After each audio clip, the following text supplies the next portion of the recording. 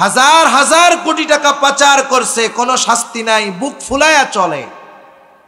এরা জেলখানায় যাওয়ার আগে, আদালতে যাওয়ার আগে ওদের আগাম জামিন হয়ে যায়, অথচ মাসিমাইরা জেলখানার মধ্যে ফাঁসির জন্য অপেক্ষা করতেছে। এমন ঘটনা আমাদের দেশ সহ গোটা দুনিয়ায় আছে। নবীজি বললেন, শোনো, এই কারণে তোমাদের পূর্বে বহুত কওমকে আল্লাহ ধ্বংস করে দিয়েছেন। এবার নবীজি বললেন, শোনো, আল্লাহর শপথ, এই মহিলার জায়গায় যদি আমার মেয়ে মুহাম্মদ হতো, আমি তার হাতটা কেটে দিতাম। একটু চিন্তা করে দেখেন, ন্যায় বিচারের ক্ষেত্রে নবীজি সাল্লাল্লাহু আলাইহি ওয়াসাল্লাম যেই উপমা রেখে গেছেন, যেই উত্তম নিদর্শন রেখে গেছেন, এটা যদি দুনিয়ার মানুষ, দুনিয়ার বিচারকেরা অনুসরণ করত, সারা দুনিয়ার মধ্যে ইনসাফের সুবাতাস বইত। কিন্তু ন্যায় বিচার কোথায়? আপনি সর্বোচ্চ আদালতে গিয়েও ন্যায় বিচার পাবেন না, কোনো জায়গায় ন্যায় বিচার পাবেন না। এমনকি নিজের ঘরের মধ্যেও অনেক সময় সন্তানের সাথে পিতাও বিচার করে, ঠিক কিনা বলেন? এগুলো ঠিক নয়, এগুলো বান্দার হক নষ্ট করা, সাথে সাথে আরো অনেক অপরাধ এর কারণে হয়। সেজন্য নবীজির উপমা, সাহাবায়ে কেরাম উত্তম নিদর্শন ছিলেন এ ব্যাপারের। হযরত ওমর রাদিয়াল্লাহু তাআলা আন একবার বাজার থেকে এক ইহুদি বা খ্রিস্টানের কাছ থেকে একটা ঘোড়া কিনছেন। ঘোড়াটা কিনে কিছু দূর যখন গেছেন, ঘোড়ার উপরে উঠছেন, ঘোড়া আর চলে না, পা একটা বেঁকা হয়ে গেছে। এইবার খলিফাতুল মুসলিমিন ওমর রাদিয়াল্লাহু তাআলা আনহু ঘোড়া নিয়ে চলে আসছে ইহুদির কাছে। ইহুদির কাছে এসে বলতেছে, কি ঘোড়া দিছো? তোমার ঘোড়া তো চলতে পারে না, পায়ের মধ্যে সমস্যা। এইবার ইহুদি বলতেছে, আপনি তো আমার কাছ থেকে ভালো ঘোড়াই নিছেন। উনি বলতেছে, না, তুমি আমারে খারাপ ঘোড়া দিছো। তাহলে দুজনের মধ্যে ফয়সালা কে দিবে? এইবার ওই ইহুদি বলতেছে, শুরাইহকে আমরা আমাদের মধ্যে ফয়সাল হিসাবে মানলাম। ঐতিহাসিক প্রসিদ্ধ কাজী শুরাইহ, তখনও তাকে দায়িত্ব দেওয়া হয় নাই। এইবার হযরত ওমর রাদিয়াল্লাহু তাআলা আনহু তখন খলিফাতুল মুসলিমিন, আর ওই ইহুদি শুরাইয়ের কাছে গিয়ে বলতেছে, এই ঘটনা, আমাকে তো এই ঘোড়াটা দিয়েছে, আমি কেনার পর কিছু দূর গেলাম, যাওয়ার পরে দেখি ঘোড়াটা আর চলতে পারে না, আমাকে ধোঁকা দিয়েছে, ঠকায়েছে। এইবার ইহুদি বলতেছে, আমি ওনারে ভালো ঘোড়া দিয়েছি। আর ওমর রাদিয়াল্লাহু তাআলা আনহু বলেন, না, ঘোড়াটা ভালো না। কাজী শুরাইহ বলতেছে, খলিফাতুল মুসলিমিন, আপনি কি চান? আপনার চাওয়া কি, দাবি কি? বলে, আমার দাবি হলো যে আমি তারে ঘোড়াটা ফেরত দিব, আর আমাকে তার টাকা, আমার টাকা ফেরত দিয়ে দিবে। তা আপনি যখন ঘোড়া কিনছেন ওর কাছ থেকে, তখন কি অবস্থা ছিল? বলে, তখন তো ভালোই ছিল, একটু পরে খারাপ হয়েছে। তাহলে ফেরত নেওয়া যাবে, আপনি তারে ঘোড়াটা ভালো করে দেন, সে আপনারে টাকা দিয়ে দিচ্ছে। হযরত ওমর রাদিয়াল্লাহু তাআলা আনহু বললেন, হ্যাঁ, এটাই তো ন্যায় বিচার। হযরত ওমর রাদিয়াল্লাহু তাআলা আনহু সাথে সাথে বললেন, যাও, কুফার পদ খালি, প্রধান বিচারপতির পদ খালি, তুমি যাও, ওই দায়িত্ব তোমাকে দেওয়া হলো। চিন্তা করেন, অর্ধজাহানের খলিফা, তার বিরুদ্ধে একজন বিচারক স্বচ্ছ রায় দিতেও দ্বিধাবোধ করতো না। আর এই জামানার অবস্থার দিকে তাকাইলে আমার কিছু বলা লাগবে না, আপনারাই বুঝতে পারবেন।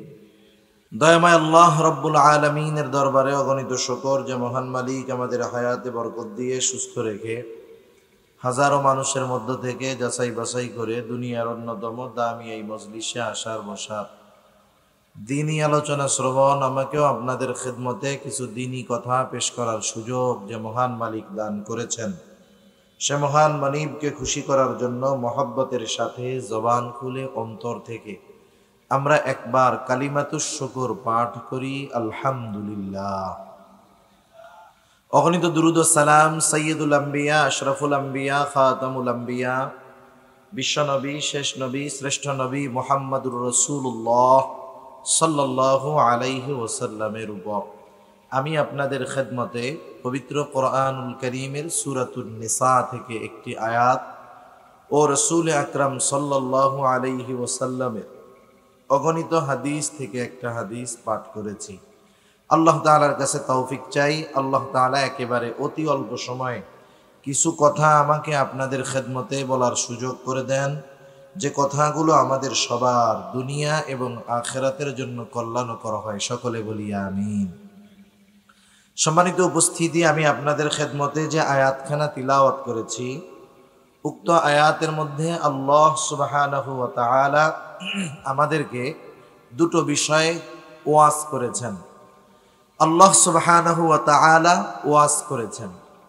আল্লাহ রাব্বুল আলামিন বলেন, ইন্নাল্লাহা ইয়া'মুরুকুম আন তু'আদ্দুল আমানাতি ইলা আহলিহা। আল্লাহ রাব্বুল আলামিন বলেন, নিশ্চয়ই আল্লাহ তোমাদেরকে আদেশ করতেছেন, ইন্নাল্লাহা ইয়া'মুরুকুম আন তু'আদ্দুল আমানাতি ইলা আহলিহা। প্রথম আদেশ, তোমরা আমানত তার প্রকৃত হকদারের কাছে ফিরায়া দাও। দ্বিতীয় আদেশ, ওয়া ইযা হাকামতুম বাইনান নাসি আন তাহকুমু বিল আদল। তোমরা যখন মানুষের মধ্যে বিচার আচার করবা, ন্যায় বিচার করবা। এক নম্বর আদেশ, আমানত তার হকদারের কাছে ফিরায়া দাও। দুই নাম্বার, যখন তোমরা বিচার আচার করবা, ন্যায় বিচার করবা, ন্যায় বিচারের সাথে আমানতদারিতার একটা সম্পর্ক আছে। কারণ এ কথা হয়তো আমাদের জানা আছে, আমানত শুধুমাত্র লেনদেনের মধ্যে সীমাবদ্ধ কোনো বিষয় নয়, বরং আমানতদারিতা এটা ব্যাপক একটা জিনিস। এই জন্য যখন কেউ বিচারকের আসনে সমাসীন হন, যখন কেউ বিচারকের দায়িত্ব পান, ওই বিচারকের জন্য ন্যায় বিচার করাটাও আমানতদারিতা। বিচারকের কাছে যিনি বিচার প্রার্থী হিসাবে আসবেন, ন্যায় বিচার পাওয়া মাজলুমের আমানত। যদি কোনো বিচারক ন্যায় বিচার না করে, তাহলে সে মাজলুমের সাথে খেয়ানত করে। কারণ বিচারের দায়িত্ব তিনি নিয়েছেন, তাকে দেওয়া হয়েছে, এটা আমানত। দায়িত্বটা আমানত হয়।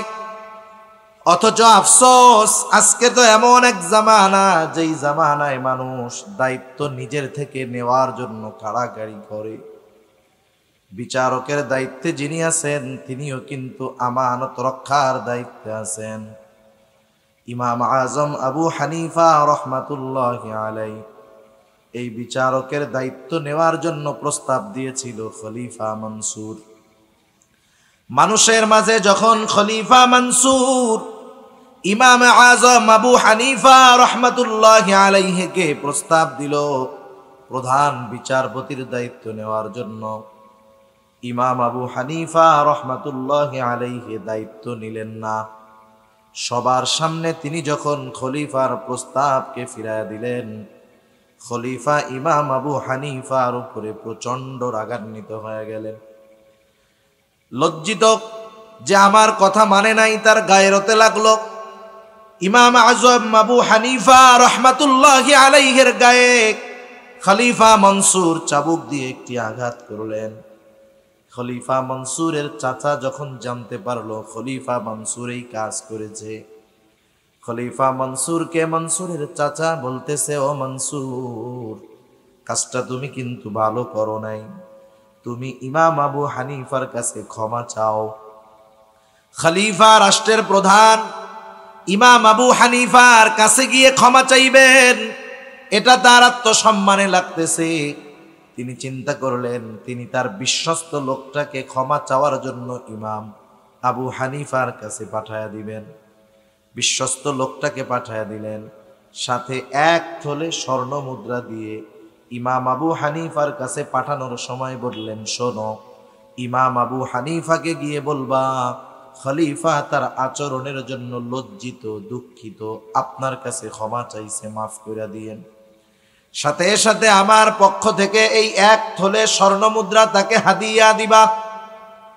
বলবা, এই হাদিয়া যদি আপনি গ্রহণ করেন, খলিফা সুনিশ্চিত হবে যে আপনি তাকে ক্ষমা করছেন।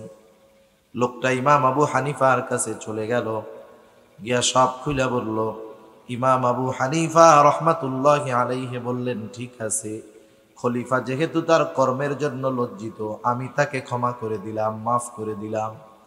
এইবার লোকটা বলতেছে, আপনার জন্য খলিফা এক থলে স্বর্ণ মুদ্রা হাদিয়া দিয়েছে, আপনি এটা গ্রহণ করলে খলিফা সুনিশ্চিত হবেন যে আপনি তাকে ক্ষমা করে দিয়েছেন। এইবার ইমাম আবু হানিফা রহমাতুল্লাহি আলাইহি লোকটাকে জিজ্ঞাসা করতেছে, তুমি আর তোমার খলিফা যে আমাকে হাদিয়া দিল, এই হাদিয়া কি তার ব্যক্তিগত সম্পদ থেকে দিয়েছে নাকি? লোকটা বলতেছে, না, রাষ্ট্রীয় কোষাগার থেকে দিয়েছে। ইমাম আবু হানিফা রহমাতুল্লাহি আলাইহি বললেন, কোন খলিফার এই অধিকার নাই, কোন রাষ্ট্রপ্রধানের এই অধিকার নাই। রাষ্ট্রের সম্পদ যেখানে খুশি সেখানে ব্যয় করবে।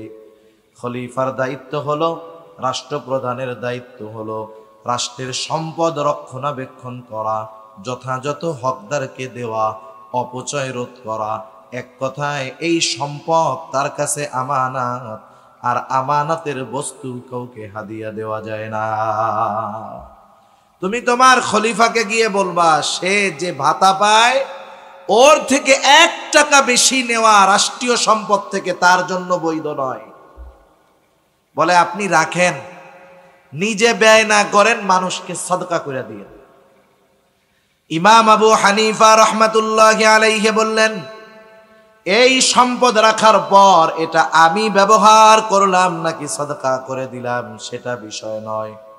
তোমার খলিফা জানবে যে ইমাম আবু হানিফা আমার হাদিয়া গ্রহণ করেছে, এই জন্য তুমি ফেরত দিবা, সাথে সাথে কথাগুলো তাকেও বলবা।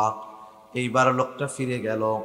ইমাম আবু হানিফা যেই কথাগুলো বলতে বলছে সেই কথাগুলো খলিফাকে বলল।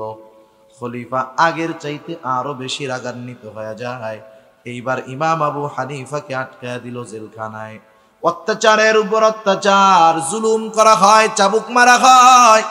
ইমাম আজম আবু হানিফাকে বলা হয়, ও আবু হানিফা, আপনাকে ছেড়ে দেওয়া হবে শুধু আপনি যদি প্রধান বিচারপতির দায়িত্ব গ্রহণ করেন। ইমাম আবু হানিফা এত জুলুমের শিকার হলেন, তবুও তিনি প্রধান বিচারপতির দায়িত্ব নেন নাই। ঐতিহাসিকদের 2টি মত। প্রথম মত, যখন ইমাম আজম আবু হানিফার উপরে জুলুম অত্যাচার করেও তাকে নমনীয় বানাইতে পারল না, খাবারের সাথে বিষ মিশায়া ইমাম আবু হানিফাকে হত্যা করা হলো। আর এক বর্ণনা, তিনি যখন প্রচন্ড অসুস্থ হয়ে গেলেন, ওনাকে বাড়িতে পাঠায় দেওয়া হলো, গৃহবন্দী করে দেওয়া হলো। ওই অবস্থায় তিনি দুনিয়া থেকে ইন্তেকাল করলেন। ইমাম আবু হানিফাকে জিজ্ঞাসা করা হয়েছিল, ও ইমামে আজম, আপনি এত জুলুম অত্যাচার সহ্য করলেন, দায়িত্বটা নিলে তো আপনার উপরে এত জুলুম অত্যাচার হইতো না। আপনি তো প্রধান বিচারপতির দায়িত্ব নেওয়ার যোগ্যতা আপনার মধ্যে ছিল, এরপরেও কেন নেন নাই? তিনি বললেন, শোনো, দায়িত্ব নাই, চিন্তা নাই, কিন্তু প্রধান বিচারকের দায়িত্ব নেবার পর আমি যদি ন্যায় বিচার না করতে পারতাম, মাজলুমকে যদি ন্যায় বিচার যদি না দিতে পারতাম, কিয়ামতের দিন আল্লাহ তাআলার সামনে খেয়ানতকারী হিসাবে উপস্থিত হওয়া লাগতো। এ কথা আমি বোঝানোর জন্য বললাম যে দায়িত্ব এটা আমানত। তাহলে যিনি বিচারকের আসনে সমাসীন, এই দায়িত্বটা তার কাছে আমানত।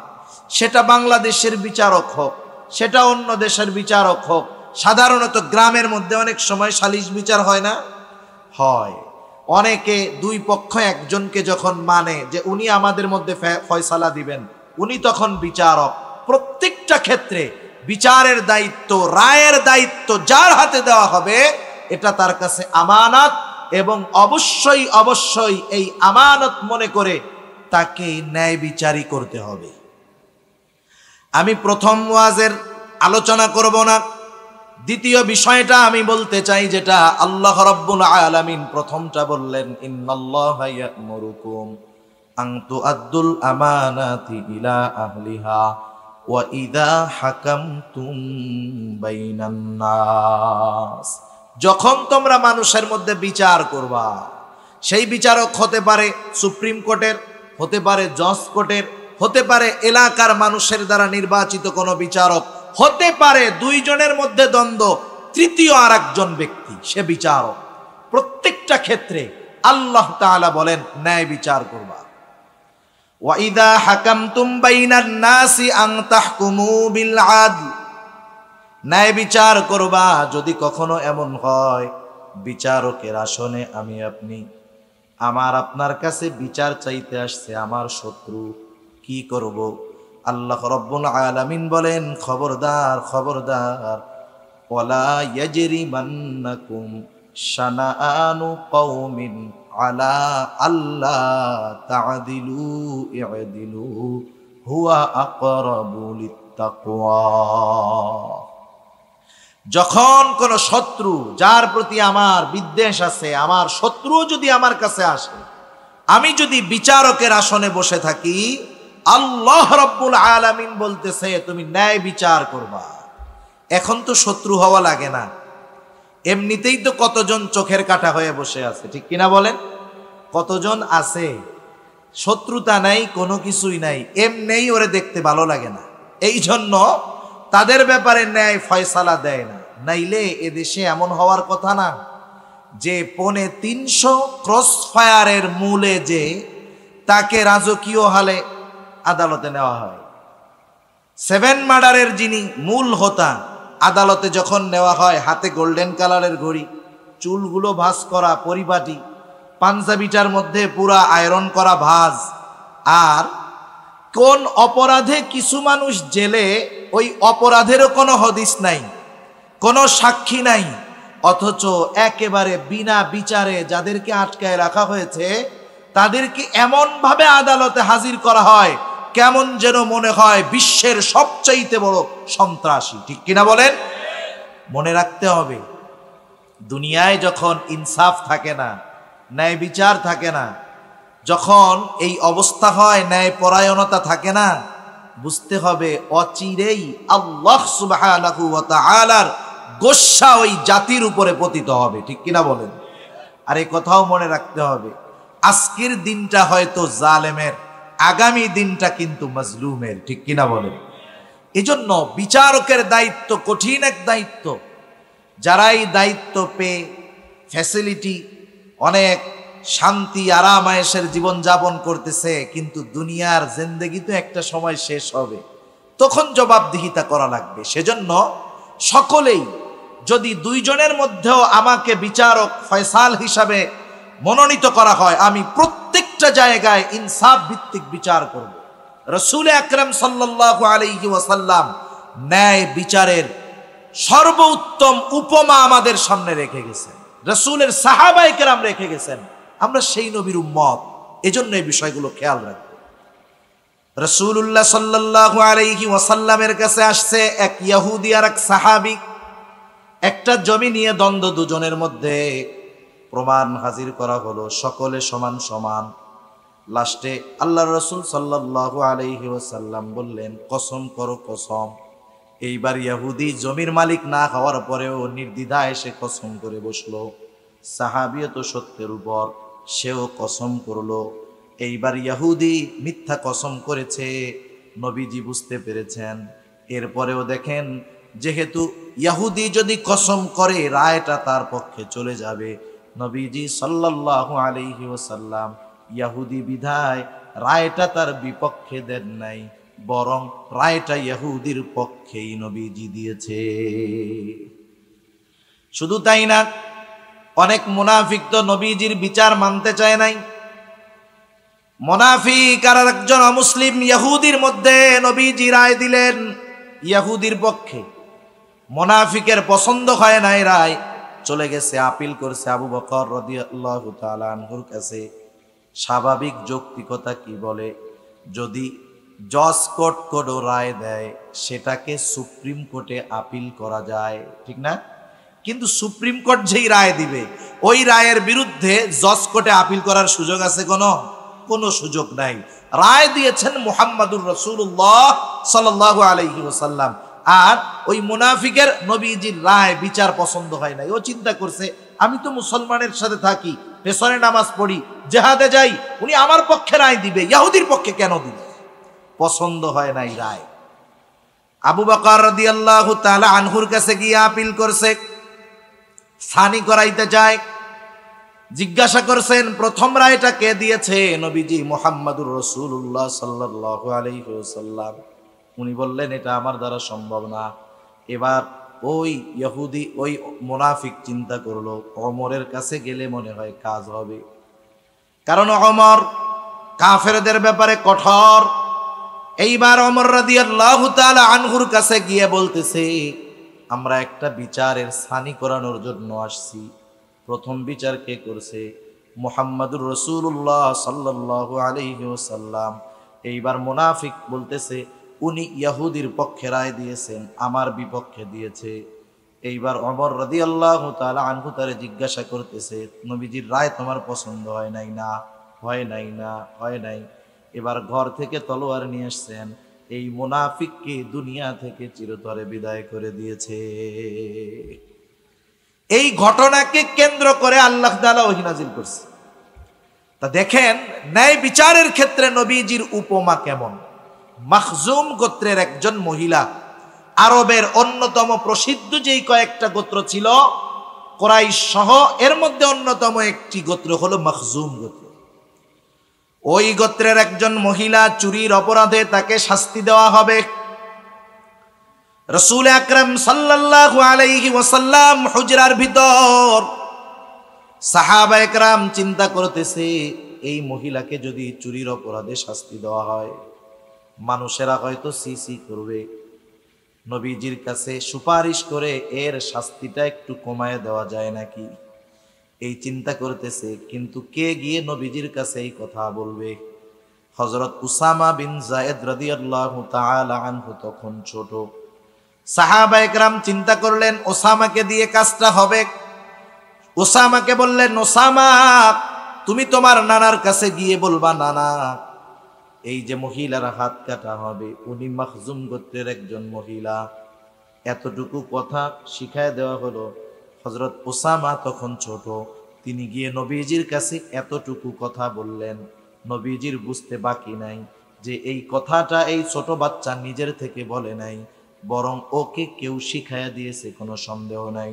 নবীজি বাহির হয়ে আসলেন, এসে নবীজি বলতেছেন তোমরা কি এমন বিষয়ের জন্য সুপারিশ করতেছ যেই বিষয়ের রায় দিয়েছেন আল্লাহ, যেই বিষয়ের ফয়সালা দিয়েছেন আল্লাহ, তোমরা কি এমন বিষয়ের জন্য ফয়সালা তোমরা সুপারিশ করতেছ?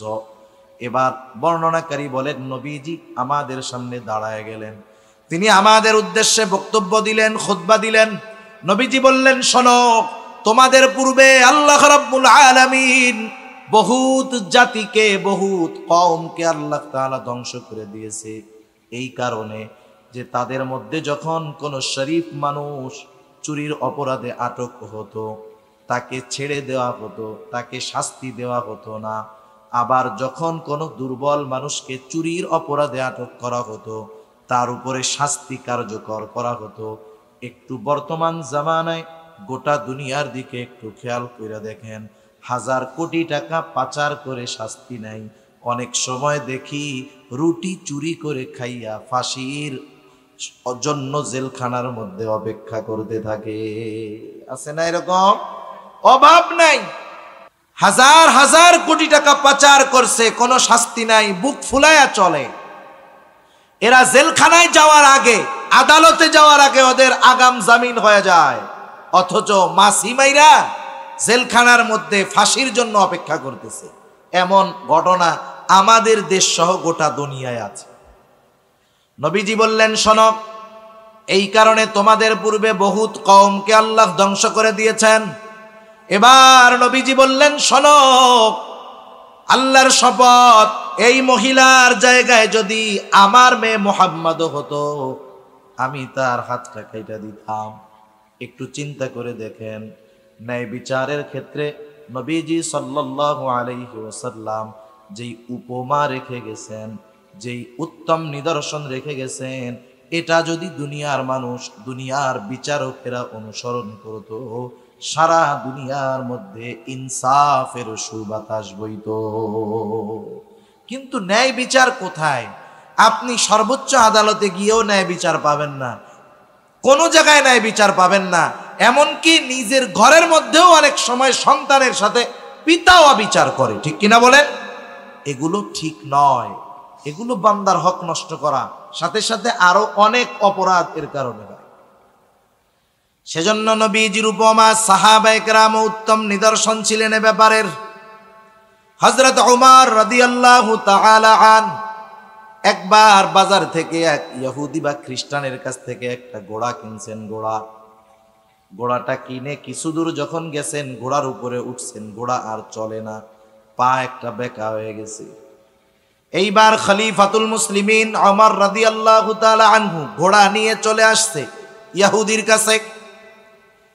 ইহুদির কাছে এসে বলতেছে, কি ঘোড়া দিছো? তোমার ঘোড়া তো চলতে পারে না, পায়ের মধ্যে সমস্যা। এইবার ইহুদি বলতেছে, আপনি তো আমার কাছ থেকে ভালো ঘোড়াই নিছেন। উনি বলতেছে, না, তুমি আমারে খারাপ ঘোড়া দিছো। তাহলে দুজনের মধ্যে ফয়সালা কে দিবে? এইবার ওই ইহুদি বলতেছে, শুরাইহকে আমরা আমাদের মধ্যে ফয়সাল হিসাবে মানলাম। ঐতিহাসিক প্রসিদ্ধ কাজী শুরাইহ, তখনও তাকে দায়িত্ব দেওয়া হয় নাই। এইবার হযরত ওমর রাদিয়াল্লাহু তাআলা আনহু তখন খলিফাতুল মুসলিমিন, আর ওই ইহুদি শুরাইয়ের কাছে গিয়ে বলতেছে, এই ঘটনা, আমাকে তো এই ঘোড়াটা দিয়েছে, আমি কেনার পর কিছু দূর গেলাম, যাওয়ার পরে দেখি ঘোড়াটা আর চলতে পারে না, আমাকে ধোঁকা দিয়েছে, ঠকায়েছে। এইবার ইহুদি বলতেছে, আমি ওনারে ভালো ঘোড়া দিয়েছি। আর ওমর রাদিয়াল্লাহু তাআলা আনহু বলেন, না, ঘোড়াটা ভালো না। কাজী শুরাইহ বলতেছে, খলিফাতুল মুসলিমিন, আপনি কি চান? আপনার চাওয়া কি, দাবি কি? বলে, আমার দাবি হলো যে আমি তারে ঘোড়াটা ফেরত দিব, আর আমাকে তার টাকা, আমার টাকা ফেরত দিয়ে দিবে। তা আপনি যখন ঘোড়া কিনছেন ওর কাছ থেকে, তখন কি অবস্থা ছিল? বলে, তখন তো ভালোই ছিল, একটু পরে খারাপ হয়েছে। তাহলে ফেরত নেওয়া যাবে, আপনি তারে ঘোড়াটা ভালো করে দেন, সে আপনারে টাকা দিয়ে দিচ্ছে। হযরত ওমর রাদিয়াল্লাহু তাআলা আনহু বললেন, হ্যাঁ, এটাই তো ন্যায় বিচার। হযরত ওমর রাদিয়াল্লাহু তাআলা আনহু সাথে সাথে বললেন, যাও, কুফার পদ খালি, প্রধান বিচারপতির পদ খালি, তুমি যাও, ওই দায়িত্ব তোমাকে দেওয়া হলো। চিন্তা করেন, অর্ধজাহানের খলিফা, তার বিরুদ্ধে একজন বিচারক স্বচ্ছ রায় দিতেও দ্বিধাবোধ করতো না। আর এই জামানার অবস্থার দিকে তাকাইলে আমার কিছু বলা লাগবে না, আপনারাই বুঝতে পারবেন। আর একবার হযরত আলী রাদিয়াল্লাহু তাআলা আনহু, উনি যুদ্ধের ময়দানে এক ধরনের পোশাক পরতো, লোহার পোশাক, লৌহ বর্ম, যাতে করে শত্রুর অস্ত্রের আঘাত গায়ে না লাগে। উনি ওনার বর্মটা নিয়ে কোথাও যাচ্ছেন, হঠাৎ করে বাহন থেকে ওইটা পড়ে গেছে, উনি টের পান নাই। একজন ইহুদি ওইটা দেখছে, নিয়ে ওইটা ও চুরি করে নিয়ে চলে আসছে। ও দেখছে যে খলিফার ঘোড়া থেকে পড়ছে, খলিফা যখন চলে গেছে, ও ওইটারে নিয়ে চলে আসছে। কিছুদিন পর বাজারে এইটারে বিক্রি করতে আবার উঠাইছে। চুরি করে আয় না তো নগদে উঠায় না, কয়দিন পরে উঠাইব। যেমন আজকে আমি হাটহাজারী উপজেলা পরিষদ মসজিদে নামাজ পড়তেছি, ভিতরেও নিছি, হায় হায়, একটু পরে দেখি স্যান্ডেল আমার নাই, গায়েব হয়ে গেছে। ওইটারেও তো আশেপাশে কোনো জায়গায় বিক্রি করবে, কিন্তু আজকে কালকে করবে না, একটু ঘষা মাজা দিয়া পরিষ্কার করে এরপরে আবার বিক্রি করবে। তা যাই হোক, এখন খলিফাতুল মুসলিমিনের তো বর্ম নাই, উনি বর্ম কেনার জন্য বাজারে আসছে। আসার পরে দেখে, খায়রে, এ তো আমার সেই বর্ম। বলেন তো, আমার স্যান্ডেলটা যতই রং করুক আর কালার করুক না কেন, আমি যদি এক সপ্তাহ পরেও গিয়া যদি স্যান্ডেলটা দেখি, চিনব কি চিনব না? কিন্তু কিছু করার নাই, কারণ প্রমাণ নাই। খলিফাতুল মুসলিমিন দেখেই চিনে ফেলছে আমার বর্ম, যাইয়া ধরছে ইহুদিরে। এই, তুমি আমার বর্ম কেন চুরি করছো? ইহুদি বলে, না, আমি চুরি করি নাই। এইবার কুফার কাজীর দরবারে যাওয়া হলো, তখন ওই বিচারকের দায়িত্ব হলো শুরাইয়ের কাছে যখন অভিযোগ দেওয়া হলো, খলিফাতুল মুসলিমিন বলতেছে, শোনো, এই বর্মটা আমার বর্ম, ও চুরি করছে, এখন বাজারে আইনা বিক্রি করতেছে, আমারটা আমি ফেরত চাই। এইবার ইহুদি বলতেছে, না, এটা আমার বর্ম, আমি চুরি করি নাই। তাহলে খলিফাতুল মুসলিমিন, আপনি যেহেতু দাবি করতেছেন, আপনার পক্ষে সাক্ষী দরকার যে এই বর্মের মালিক আপনি। সাক্ষী আছে? বলে হ্যাঁ আছে। কে? বলে আমার ছেলে হাসান আর আমার এক গোলাম। বিচারক বলতেছে, আর কোনো সাক্ষী কি নাই? বলে না, আর কোনো সাক্ষী নাই। বলে শোনেন, আপনার ব্যাপারে আপনার সন্তান এবং আপনার গোলামের সাক্ষ্য গ্রহণ করা হবে না। আলী রাদিয়াল্লাহু তাআলা আনহু আয়েশা দিছে, বলছে তাইলে তো আমার আর কোনো সাক্ষী নাই। ইহুদি রায়ে জয়ী হয়ে গেছে। এবার ইহুদি ওইটা নিয়ে চলে যাচ্ছে, দুইজনে কথা বলতেছে। কিছু দূর যাওয়ার পরে ওই ইহুদি চিন্তা করতেছে, কি করলাম, কত সুন্দর ন্যায় বিচার, খলিফাতুল মুসলিমিন যদি আমার থেকে নিয়েও যাইতো, ওটা তো তার, কিছু বলার ছিল না আমার। এরপরেও বিচারক যদি চাইতো, ওনার কথা বিশ্বাস করে ওনার পক্ষে রায় দিতে পারতো, তাও দিল না। কত ইনসাফ, কত ন্যায় বিচার এদের মধ্যে। ও ফিরে আসছে আবার। এবার কাজী বলে, কি ব্যাপার, ফিরে আসতো কেন? ইহুদি বলতেছে, আমার ভুল হয়ে গেছে। বাস্তবতা হলো, খলিফা একদিন এই বর্মটা নিয়ে পেছনে নিয়ে দ্রুততার সাথে কোথাও যেন যাচ্ছিলেন, বর্মটা পড়ে গেছে, উনি টের পায় নাই। আমি ওইটা ওখান থেকে নিয়ে আসলাম, এরপরে সুন্দর মতো পরিষ্কার করে বাজারে নিয়ে বিক্রয়ের জন্য আনলাম। আসলে মূলত এই বর্মর মালিক হলো খলিফাতুল মুসলিমিন, আমি মালিক নয়, বরং আমি এটা চুরি করেছি। কিন্তু আপনার এই বিচার আমার কাছে এত পছন্দনীয় হয়েছে, এইবার ওই ইহুদির অন্তরে এই ন্যায় বিচারের দৃষ্টান্ত দেখে তাওহীদের বাতি জ্বলে গেছে, ঈমান এনেছে, মুসলমান হয়ে গেছে। এক বর্ণনাকারী বলতেছে যে এই যুবকটাকে, এই ইহুদিকে আমি কিছুদিন পরে দেখেছি এক জিহাদের ময়দানে বীর বিক্রমের সাথে সে যুদ্ধ করতেছে। একটু চিন্তা করেন, ন্যায় বিচার কত গুরুত্বপূর্ণ একটি বিষয় ছিল, অথচ এই ন্যায় বিচার দুনিয়ার জমিন থেকে উঠেই গেছে। ইনসাফ নাই, ন্যায় বিচার নাই। কোন জায়গায় দেখবেন যে পরিপূর্ণভাবে ন্যায় বিচার মানুষ পায় না। যেই সমাজের মধ্যে ইনসাফ থাকে না, ন্যায় বিচার থাকে না, যে জাতির মধ্যে ইনসাফ থাকে না, ন্যায় বিচার থাকে না, এরা বড় কপাল পোড়া, বড় দুর্ভাগা। আর যে জাতির মধ্যে ইনসাফ থাকে, ন্যায় বিচার থাকে, সেই জাতি বড় সৌভাগ্যবান জাতি।